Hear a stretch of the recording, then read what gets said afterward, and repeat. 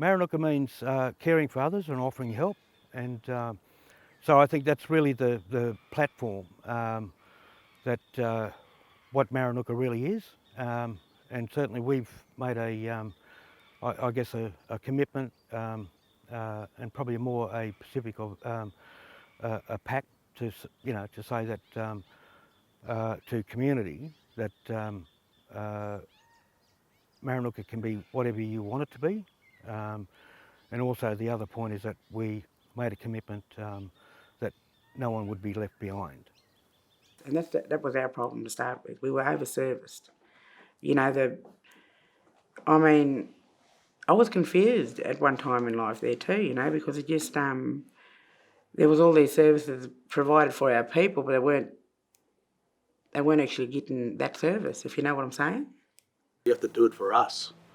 It couldn't be done for them because we've tried it for a long, long time.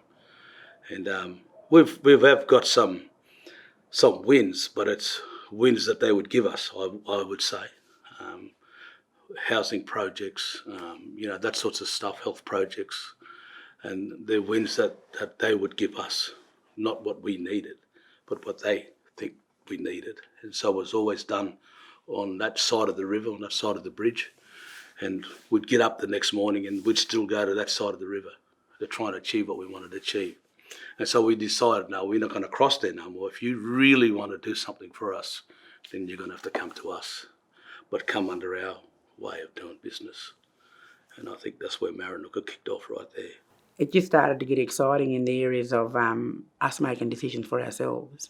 And someone was actually listening to us and driving these conversations elsewhere. I feel incredibly blessed that I've been in this almost from the start. Back with the early conversations, sitting at a table with Alistair Ferguson and Mick Williams, and the three of us plotting almost to get stuff happening. One of the key things for me, going right back to the initial phases, was in around 2008, where we had the forum and a very, very well attended representative forum around working with the state government to bring in alcohol restrictions. Hugely contentious right across community. It was the probably most widely representative forum I've ever been to in Bourke, where people stayed and really actively engaged around it. And that to me was sort of the genesis of Maranguka. It was very soon after that Mick and Alistair did the trip to Cape York and looked at the models that were happening up around the Cape as far as this community-led development. For me, there was a bit of a demarcation of change when Joe Lawrence, as the Regional Director of Family and Community Services, came back into the region. I played a role in Bourke, I'm dating myself here, back in the 90s. So at the time, Bourke was having a great deal of social problems. The council was frustrated that it wasn't being fixed by government. At the time, DPC, I was with Department of Community Services at that time, and DPC was asked to gather all the government officers together, and we had to meet with the full council. And it was a fairly forthright meeting and a lot of frustration by the council about how to fix something. And they clearly saw that it somehow was somebody else's problem. I just wanted it to go away.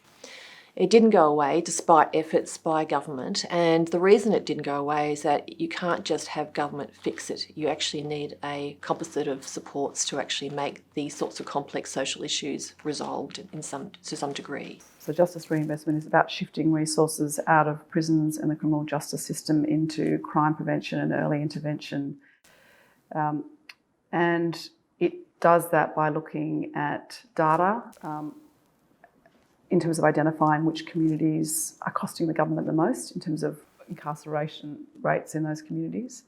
And then it uses data in a similar way to a collective impact approach to really put a lens over what's actually happening in that community, what's causing offending in that community. The community of Bourke reached out to us because they were interested in the approach, how it might look in Bourke, how could they create better pathways for children and young people, and how they could keep them away from the criminal justice system. They reached out to us. Mick Gooder, who was at the Human Rights Commission at that time, and myself went out to Bourke for the first of our visits. So what happened when we first went to Bourke, what we found was a community that was really on the front foot with this work already.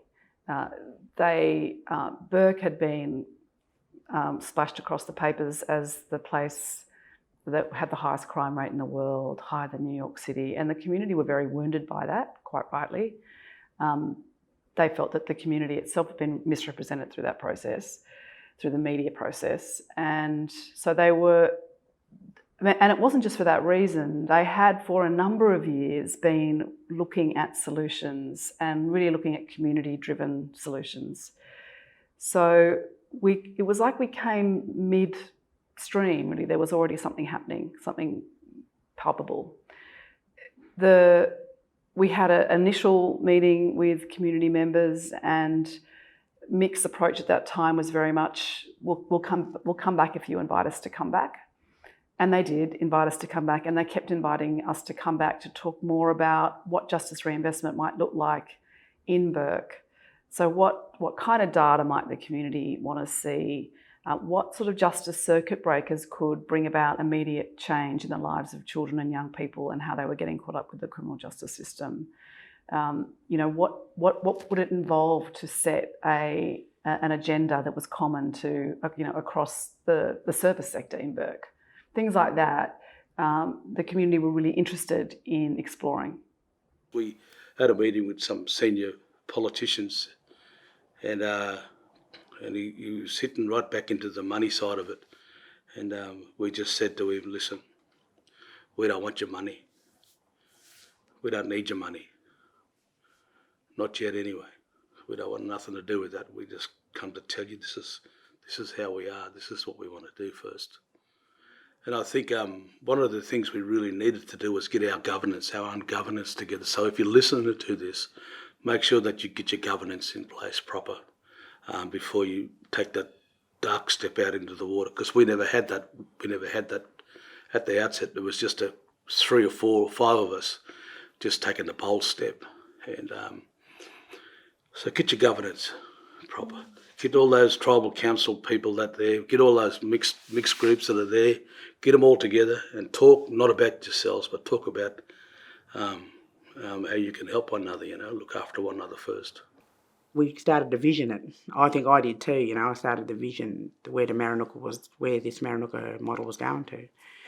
And when it started to develop the frameworks around something that I would never ever spoke about way back when, I wouldn't even understood it, but as we went along, we got educated around governance and other things in life.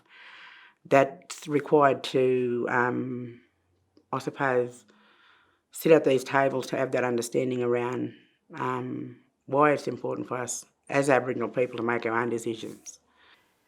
I ask our people to look at the frameworks of what they're currently under, because this one is very different. It's about us.